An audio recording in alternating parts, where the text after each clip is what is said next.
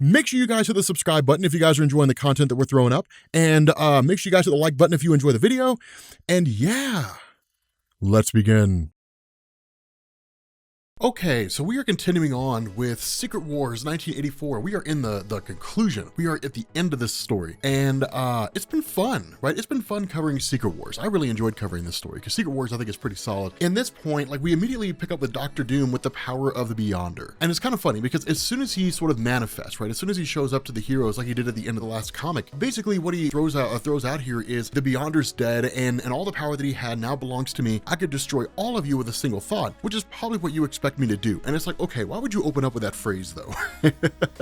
Why would you open up with that statement? And here's the funny thing about this, right? This is what's so interesting about this. The heroes are debating whether or not they should attack. For all the good that this would do, it'd be like ants launching an attack against Galactus. It's just kind of funny, right? Like what hope could these heroes possibly have against the various villains who are here right now? One of the big things that kind of takes place simultaneously where the heroes are sort of debating what to do with Dr. Doom is you have the Molecule Man Owen Reese. Now, this is one of the most important parts of the story, right? Because this sets the stage for Owen going forward, not just in the immediate aftermath of Secret Wars, right? Because some of the things that were done here were eliminated almost right off the bat, right? Either they were eliminated in really short order or they took a little bit of time, but they basically came to an end, right? Not a whole lot of things that came out of this lasted the long term and are like still going on in Marvel Comics. But with the Molecule Man, it definitely is, or at least it was until Secret Wars 3, the unofficial Secret Wars story from Fantastic Four. But the way this plays out is that the Molecule Man, like a lot of the other villains, believe that Dr. Doom is basically betraying them, right? Now the truth, and what they always kind of knew was that this was really Dr. Doom's plan, right? The plan of Doom was to steal the power of the Beyonder. It was always that way, or at least to kill the Beyonder and take its power according to Doom. That was the plan in which he had always been intending to implement. He just now got around to it. But the funny thing is, what ends up happening is a Molecule Man uses his powers to basically shift the heroes away, right? To literally take this chunk of rocket that they're on and shift them away to a different location, and then immediately goes to attack Dr. Doom. And as soon as that happens, like the Molecule Man's like, I can control anything that's not a living molecule. So like your suit of armor, different things like that. And so because that, Doom's like, you're a lot more powerful than you think. Let me show you. And what he does is immediately grab Owen Reese. And what he reveals to him, and again, this is a hugely important thing. What he reveals is that the Molecule Man has the ability to manipulate all molecules. There's no limit, right? Living molecules, molecules that are not living, there's no difference there. He can manipulate them all. Now again, it's not molecules, it's essentially subatomic matter is what the Molecule Man is controlling. But again, you know, subatomic man doesn't really sound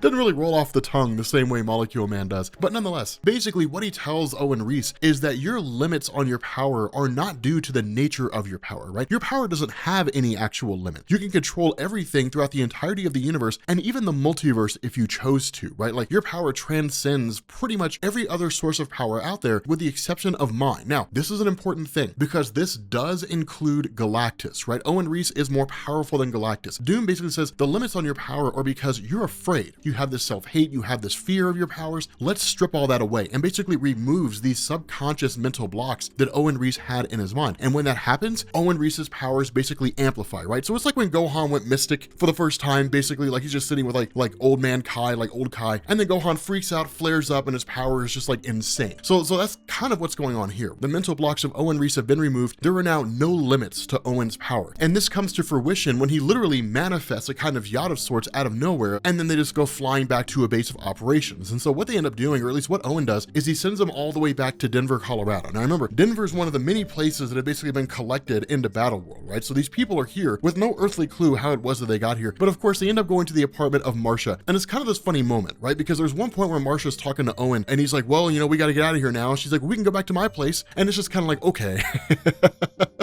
All right, Marcia, I see what you're doing. But nonetheless, it's kind of cool, right? Because when this goes down, they kind of start having these conversations and they're like, we're already back in Denver, Colorado. Just send us home. Just like send us back to our residence. Because in reality, with the Beyonder's power having been taken by Dr. Doom, the contest is essentially over. The force field that was basically keeping them out of, keeping them from battle or leaving Battle World is essentially gone now, right? They can leave anytime they want to. But the biggest issue here is now you have Dr. Doom with godly power, right? Dr. Doom has become God. What do you do do about that, right? What's Dr. Doom going to do with that power? That's the concern here. And so what you start to see is Owen Reese basically create this kind of bubble by manipulating subatomic matter, create this bubble over Denver, and then just like yank it out of Battle World and basically start sending it on its way. Now, so that's when things get kind of nuts, because from there you basically shift over to the Incredible Hulk and Colossus. Now for Colossus, it's weird, man, right? Because Colossus has this great big huge thing, like this huge love interest going on with like Zazie. He's known this girl for like 4 days, right? So with Kitty Pryde, he's known that girl for years, right? I mean, they've been, well, maybe not years, but like for a long time, right? And he's like, yeah, man, this girl, like she's my girlfriend, like we've known each other for a really long time, but like I just met this chick though, and I've known her for like 3 days, so like I'm in love now. And it's like, okay, Colossus, so basically you've never been with a girl before is what everybody's kind of assuming here, because it's really what it looks like,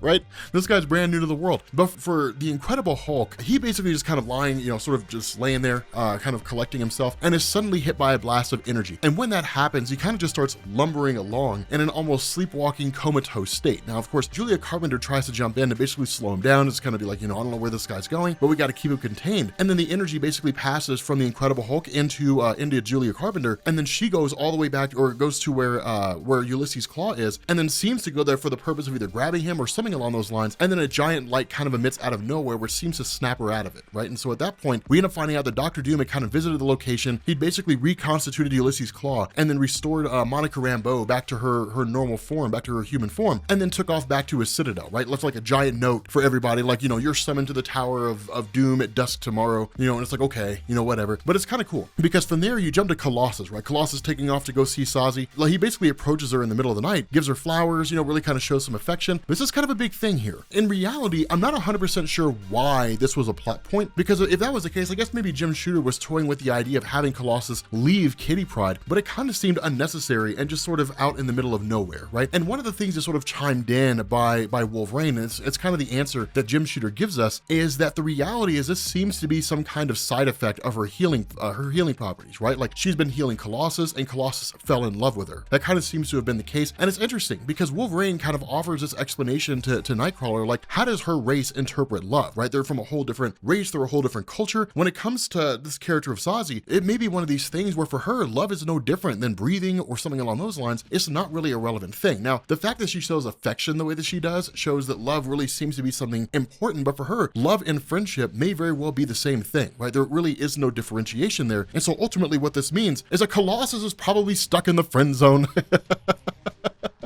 Good luck getting off that ladder, man. And so as a result of that, the various heroes end up showing up to Dr. Doom's citadel. Now, this is hugely important. And the reason for this is because Dr. Doom basically says, tells these various guys, I've committed a bunch of evil deeds in my time that I've been here on Battleworld, and even before the point that I came to Battleworld. So we're going to rectify this, right? We're going to fix this, and we're basically going to take care of this. The first thing I'm going to do is reconstitute Kane the Conqueror, who Dr. Doom had incinerated before. And then the second thing is I'm going to send him back to his time, right? He's going to go back to his future. From here, I will give you guys any wish that you ask, right? I'll give you guys whatever it is that you want. And this is a really, really cool thing, because what this does is it gives the impression that Dr. Doom is being somewhat benevolent, right? He's basically a good guy now, turned over a new leaf. But the heroes don't really trust him. And there's an important reason for that. And we'll get why here in a second, because it's not just the idea that Doom has been a bad guy, right? They could look at this and say, with this newfound power, good and evil are irrelevant to Doom, right? It's just him carrying out what he believes to be the right thing. They end up turning him down, right? They end up saying, we don't want to have anything to do with your power or whatever. And then Doom's response is, fine, then leave. And if you guys come back, I'm going to kill you, right? So with Julia Carpenter basically being missing when the group,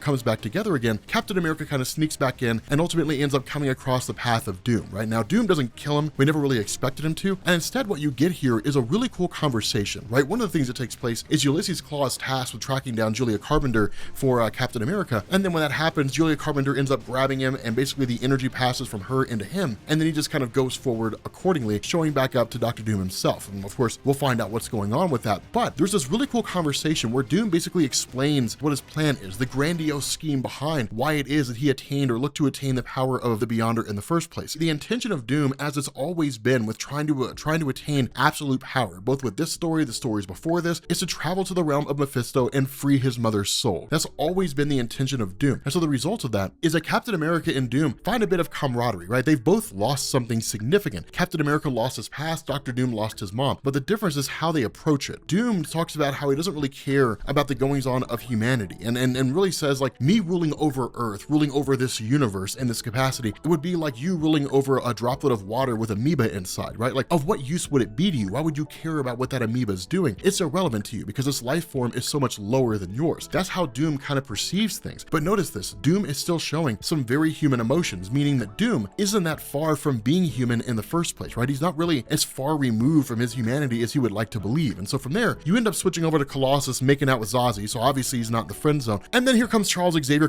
blocking, like Colossus is with his chick, and then Xavier's like, Colossus. In response, like literally, Colossus is like, go away, Professor. And he's like, no, man, I'm sorry, dude. I know you're trying to get your groove on. You need to show up here. This is an emergency.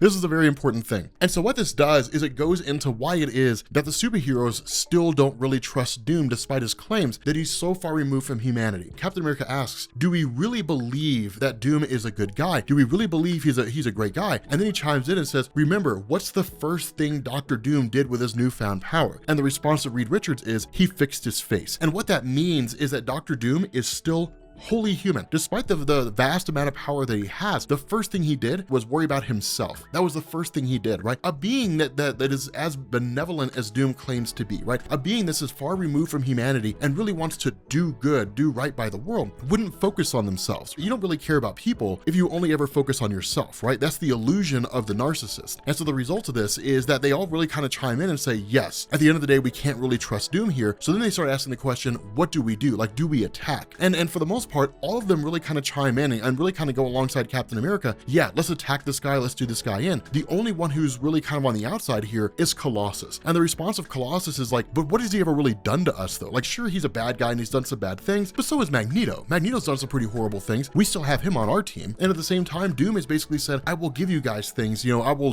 do things to make your life better. He may never, ever harm us. And if that's the case, if we go and we attack him first, despite the fact that he's actually done nothing to us, then yeah, it's a preemptive strike. It's a just in case, like, hey, we're gonna attack you just in case you decide you want to harm us. The response of Captain America is, that may very well be right, but that's why we're doing in a unanimous vote. Everybody has to vote yes. If anybody here votes no, we do not attack. We do not strike. And this is kind of an important thing, right? Because Captain America is aware of the stakes of the situation. He literally says, it could very well be that we get struck by a bolt of lightning from the sky. Doom, like, is watching this whole thing go down, and if we all vote yes, we're dead, right? It'll happen that fast. And ultimately Colossus says, yeah, that may very well be the case, but we have to do that. Yes, I say we fight. And at that moment, a bolt of lightning comes down from the sky and kills them all. Every single superhero dies.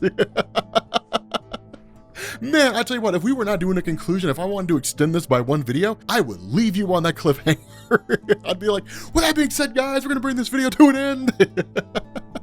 I think it'd be pretty amazing. Like, it'd be pretty hilarious. But of course, it ends up being Doom who was the one who did this and was actually watching it all go down. Now, this is an important thing that goes on here, because Ulysses Claw watching all this take place is really just kind of like, oh, did you really do it? Did you kill them? And Doom's like, yes, I really kind of had to. Now, it's interesting because one of the things that Doom says is he has to keep that power bottled up inside of him, right? If he lets loose, if he lets his guard down, if he shows a moment of vulnerability, then ultimately he'll lose all that power. It'll escape his body, and who knows what could happen. The slightest drop in concentration, the slightest lapse in focus could lead to the ruin of the entire universe. And in reality, given what we know about the Beyonder now, the entirety of the multiverse, right? It could all come crashing down because Doom lost focus, because he fell asleep or something along those lines. It's a huge weight to carry. And so what you end up doing is picking up with Enchantress. And this is kind of important because you sort of get into why the Beyonder did what he did in the first place. And so you pick up with Enchantress back in Marsha's apartment, again, kind of in Denver, floating out there in space. And she starts talking to one of the elementals, to a water elemental, and it's really just kind of like, what have you heard? But what she basically says is that, like, the Beyonder is this being that exists out in some space called the Beyondverse, the entire space that makes up the universe, for lack of a better word, that the Beyonder occupies. Beyonder was one in himself unto it, right? So it was like if the universe had sentience. So think Eternity from Marvel Comics, and that's what the Beyonder was. He was everything in that space. And when he had essentially looked into the main Marvel universe, that what he had seen is that individual beings had desire, and they had desire because they were unsatisfied. They desired power, they desired women, they desired men, they desired money, they desired,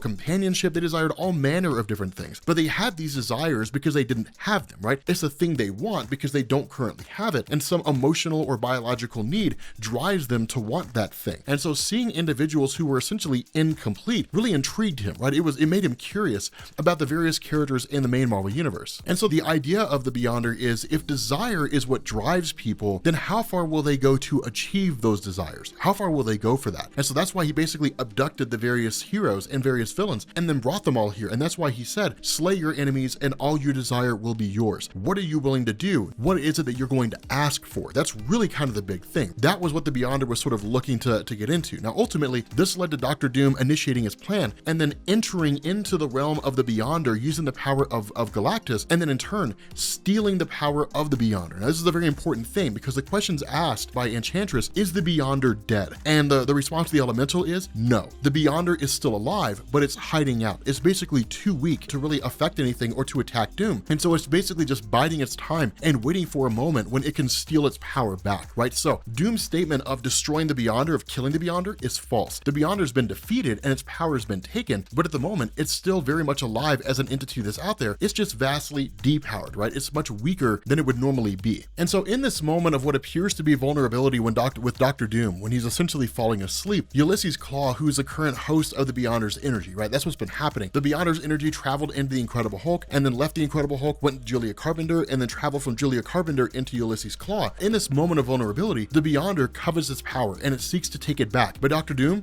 immediately wakes up. Now, he doesn't know that Ulysses Klaue is currently the home of the Beyonder, right? Where the Beyonder is residing in his subconscious. He just simply believed that, falling asleep, that things could run awry, right? Now, here's the interesting thing about this. This is what's so intriguing, is given this vast amount of power, technically speaking, Dr. Doom doesn't need to sleep, right? He can sustain himself with infinite amount of energy, so he never really needs to sleep. The difference here, and the reason why this matters, is because Dr. Doom has not yet changed his body, essentially, right? Like converted his body into like a pure form of energy, because he doesn't really fully know how to comprehend or even control these powers, right? They're still brand new to him. With all the vast sorceress abilities at his disposal, at the end of the day, it pales in comparison to the power he has now and even the power he had with Galactus. This is an infinite amount of power. Now, something else that I do want to kind of chime in here, I want to chime in with a difference between what this shows us with the Beyonder and what Jonathan Hickman did. Jonathan Hickman changed a lot of what the Beyonder was when he did Avengers and New Avengers. At the time this story was written, and at the time that Secret Wars 2 happened, that was basically it, right? It was just the Beyonder, and there was really nothing more to it than that. Now, Secret Wars 3 and that Fantastic Four story would change some things, and we've got multiple videos on the Molecule Man, the Beyonder, different things like that. So, I'll link those down in the description, or at least my editor will, if you guys want to see this, or if you want to see those. But the overall gist is that at the time this story was written, yes, this is the first time the Beyonder is introduced. The Beyonder makes it all up, right? Now, given what we've seen over the years, the way the Beyonder actually functioned is initially following this, the Beyondverse was this space that was vastly, it was infinite in size, right?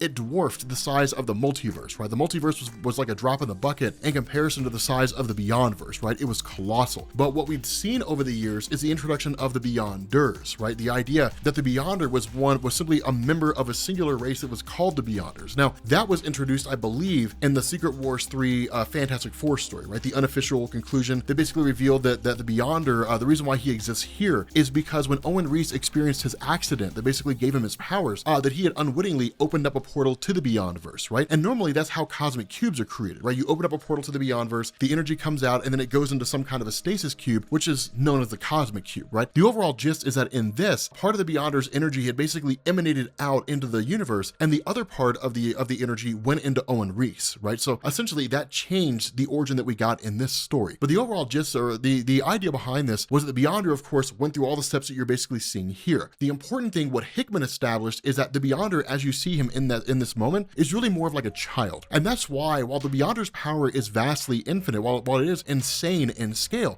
it is in a lot of ways dwarfed by the power of the other Beyonders, right? The Beyonders that we saw in Jonathan Hickman's Avengers and New Avengers. Their power is far more grand in scope than the power that you're seeing here that Dr. Doom is wielding. But the fact that Dr. Doom was able to wield the power of the Beyonder in this story is why it was that he became God King Doom during Secret Wars that Jonathan Hickman wrote in 2015. He was basically reattaining a power he was already relatively familiar with, even if it was only more powerful than what he had experienced in this particular story. Hopefully that makes sense, but it's kind of an important little caveat, right? What ends up happening is the question of, or really Ulysses Claw kind of starts to manipulate Dr. Doom, right? He basically starts saying things like, if this power is so grand, then what about your subconscious, right? What keeps your subconscious from manifesting things, you know? And starts to kind of put in this idea of like, well, maybe the heroes are actually alive, right? Like maybe you killed the heroes, but if you really wanted to kill them, you would have disintegrated them, but you just blew them up. So maybe you didn't really want them to die. You know, when Dr. Doom kind of starts to question this, it's like, well, let me show you what's going on out there, right? You know, the Ulysses Claw is like, let me show you what's most likely taking place or something along those lines, and gives a hologram where basically Sazi goes running over to where it is that Colossus and them are at, where the explosion took place, and then finds kind of the tattered remains of everyone. The only person she's really able to resurrect is Colossus. The issue is that it takes the last of her life force in order to do it, and so of course Sazi ends up dying. But in the aftermath of that, Colossus takes the body of Reed Richards, which is one of the only ones that could survive the explosion because of his elastic nature, resurrects Reed Richards. And then following that, Reed Richards goes through and just starts using the machinery, the medical machinery, which essentially healed and revived him, and then starts basically repairing and healing all the other heroes. And it's kind of a funny thing here because Jim Shooter sort of messes with us, because the idea is that the kind of conversation that's going on here is where Ulysses Claw says this is a possible scenario, that's what's going on right now. You know, at the end of the day, Doom's like, well, if I believe you, then like I could will that into fruition, right? I could ultimately resurrect those heroes, not really intending to, but my subconscious would do it because it would want them to be alive. But it's kind of toying with these things, you know, it's sort of Ulysses Claw manipulating and toying with Dr. Doom. You didn't actually want to kill the heroes. If you did want to kill the heroes, you would have atomized them, right? That would have been it. They would have been destroyed and nothing more would have come out of that. It's one of these interesting moments because in response to that, where Doom's like, no, they're dead, right? Like I killed them, they are absolutely dead. Suddenly a hammer comes flying in, right? Like Thor's hammer comes flying into the Citadel, and then Doom momentarily loses control of his powers and destroys a planet in the process, right? And so he manages to contain them back down again, but then Ulysses Claw reaches out and says, give me a portion of your power and I can in turn go and defeat the hero so that you can rest and you can reconsolidate your powers back into yourself. And so what you end up getting, and this is one of the things that people are talking about when people say like critics didn't really like the story, with this, like you kind of see this sort of cartoony element coming out, right? And so far as like all these massive monsters are basically spawned by Ulysses Claw, and then in turn, you know, they all end up facing off against the heroes. Now for the most part, Ultron is resurrected as well, and Ultron is basically made to face off against the heroes, but in the middle of the whole thing, Ultron basically explodes, right? And then here comes Wasp seemingly out of nowhere, exiting the body of Ultron, and basically offers this explanation of, you know, she had essentially gotten into Ultron's body and just started yanking wires and made Ultron explode. So following that, Captain America takes out Ulysses Claw and then goes to confront Dr. Doom. Now, here's where things get hairy, right, in this part of the story. And here's where Jim Shooter doesn't really offer a definitive explanation in terms of what's going on. And the reason for that is that when Captain America gets in and confronts Dr. Doom destroys Captain America, right? He atomizes him. Well, then suddenly Captain America pops back up again, and then Dr. Doom atomizes Captain America, and then Captain America keeps popping back up, right? And ultimately gets the upper hand on Doom, and then Doom really kind of starts to freak out as his power goes awry. Now, while all that's going on, Ulysses Claw is watching the whole thing unfold. And the reason why this is important is because Jim Shooter can go one of both ways here. Either it's Ulysses Claw with this fraction of the Beyonder's power, fraction of the power that he got from Dr. Doom, constantly resurrecting Captain America, bringing him back, and then really sort of kind of establishing this sort of vulnerability in Dr. Doom. The other alternative is that it's Dr. Doom's own subconscious, right? He doesn't really want to kill Captain America, but he is killing Captain America, so he just subconsciously keeps resurrecting it, right? It can go either way in this particular discussion. That's one of the reasons why it's so wild. And that's why it's kind of interesting, because it's not like a moment of like Ulysses Claw saying, yes, me resurrecting Captain America and ultimately resulting in Dr. Doom losing confidence in himself is going exactly as I had planned. It doesn't really work that way. You don't really see anything that on the nose. And so in that moment, because of the fact that Doom is experiencing this moment of vulnerability, this is the moment where Ulysses Claw strikes, where the Beyonder basically reaches into Dr. Doom, takes his power back, and then that's basically it, right? He forces Dr. Doom back into his current form. He sends Dr. Doom to the future, right? Because Dr. Doom had actually come from the future at the time this story kicked off. I think it was Fantastic Four 228. It's kind of where it picks back up again, but he ends up getting yanked back into the future. Ulysses Claw is, of course, out of the picture, and essentially the entire conflict is over, right? The Beyonder has essentially vanished, right? Has basically disappeared and gone back to whatever it is that he does, which you actually find out in Secret Wars 2. But for the other superheroes, at that point, it's the question of what do we do next, right? It's really a little bit of R&R. It's everybody kind of collecting themselves, getting themselves back together again, and then just sort of like, what's the next thing that we do? Now, what you also get is kind of a cool explanation here, in the sense that you end up having Captain America traveling off to the side, you know, when there's a sort of speculation about different things happening across the planet, but it wasn't really done by Dr. Doom, it wasn't really done by the Molecule Man, it just kind of seemed to happen, right? Ben Grimm, for example, reverting back into his human form and then going back into his stone form. And Reed Richards sort of surmises that given the nature of the planet, that that basically it's some kind of residual energy that essentially grants the will or grants the wishes of various individuals if their desire is strong enough, right? If their will is strong enough. And that's how you kind of got explanations of things like we need a base of operations, suddenly there's a base of operations there, right? We need food, suddenly there's food. We need water, suddenly there's water, different things like that. The planet basically manifests things for them, presumably because of what the Beyonder's done or some aspect of the Beyonder's energy permeating the planet. And so Captain America, of course, reforms his shield, but this matters. This little plot point, this little idea of the planet basically catering to the desires of those who occupy it is significant because Reed Richards essentially uses a teleporting device to send the various heroes back to the ships that they arrived in, and then in turn intends to send the ships back to Earth and then take them wherever they need to go and, basically drop them off. But the reason why this is important is because what ends up happening is She-Hulk ends up traveling with the Fantastic Four to move away from Susan Storm's position and to replace Ben Grimm on the team. And the reason why is because Ben Grimm is staying behind. And the reason for this is because Ben Grimm wants to basically figure out how to control his power. Ben Grimm can kind of switch back and forth, but it's not necessarily a hardline thing. Now, the reality of this is that this has been speculated for a long time by Reed Richards that Ben Grimm could always do this, right? He always had the ability to alternate between his stone and his human form, but for whatever reason, simply wasn't able to do it, right? Either because of how he viewed himself, some kind of mental block or something along those lines, but never really was able to achieve that ability. And so because of the fact that he can alternate back and forth, and because of the fact that Ben wants to kind of master and learn how to achieve this, what he basically ends up doing is staying behind. Now, this basically picks up in the Thing solo series, right? The Thing solo series actually started back in 1983 and ran for 36 issues. It ran for a little while, right? But it basically kind of continues on in that little bit of a story, and then ultimately he's kind of resigned back to his own individual, to his own stone form, and just really can't seem to return again, right? It's a hallmark of his character. It's kind of the way he's always been, and ultimately ends up going back to the Fantastic Four. But basically the story ends that way, right? Ben just kind of sitting on a rock by himself, and it's just kind of like, let's see where this journey takes me. But yeah, I enjoyed this story, right? It's a classic story, right? So most modern fans won't really care, but I always thought it was kind of a cool story, an interesting one to cover. But if you guys are new here to Comics Explained, make sure you all hit the sub button to become part of the Rob Corps. If you guys enjoyed this video, make sure you drop a like, and I will catch you all later. Peace.